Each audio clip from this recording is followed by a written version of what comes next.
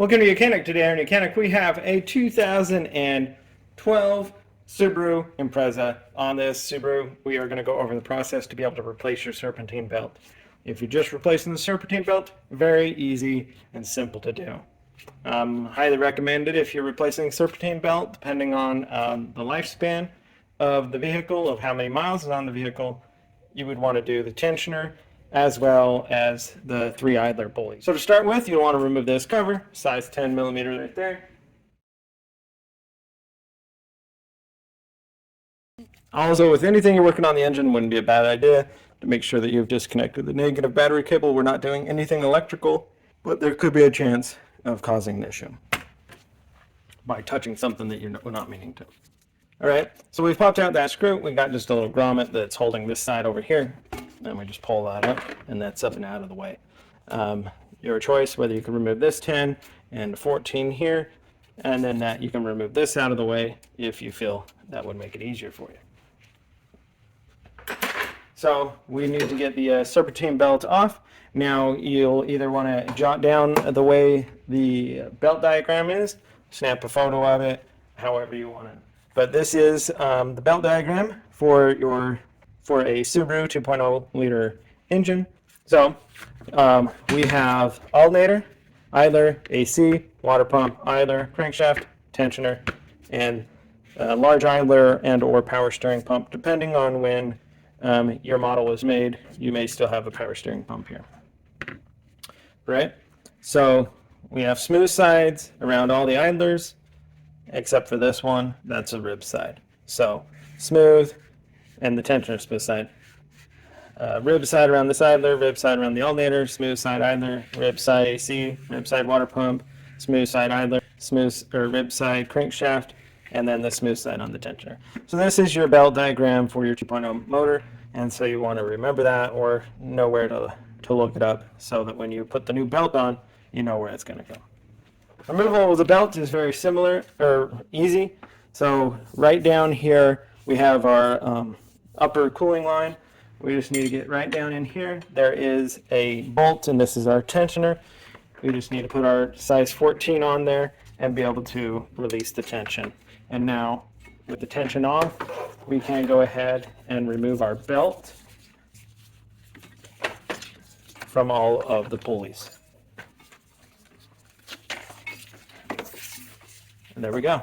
That is the removal of our belt to be able to replace it. Now, the reason you're replacing your belt, you do a good inspection of it and can see that we've got some cracks in here, and we definitely have some wear on the back here. See, that pulley's got some decent noise to it. Would be a very good recommendation to replace. Well, not so bad.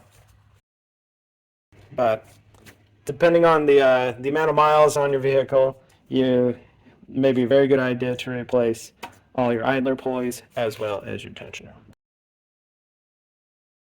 We have our new belt here to be able to put on. Now, new belts are going to be a little bit tougher to put on because they're not stretched like the old ones. We make sure that we have the same ribs compared to the one that we took off, and you can compare it that you should hopefully have the right size and length. So if we feed it down here, again, we're going to go around our water pump, around the AC compressor up top here. Get that in the ribs there. I'm going to come up.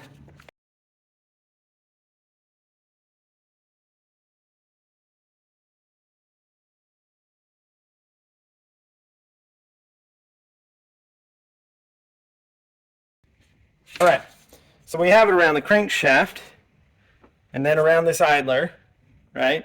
Down around the water pump, and we're up here around the AC compressor. Run it down.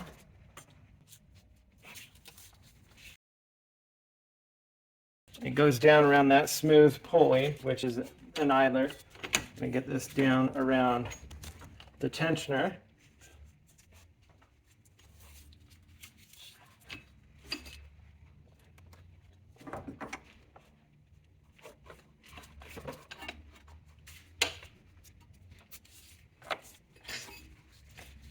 And then this is where we're going to need to release the tension. We want to do our best to have them in all the ribs because, like I said, this is when your new belt, it's not stretched like the other. We want to release the tension and then be able to slip this over the smooth side. Makes it a bit easier. So put our size 14 down in here.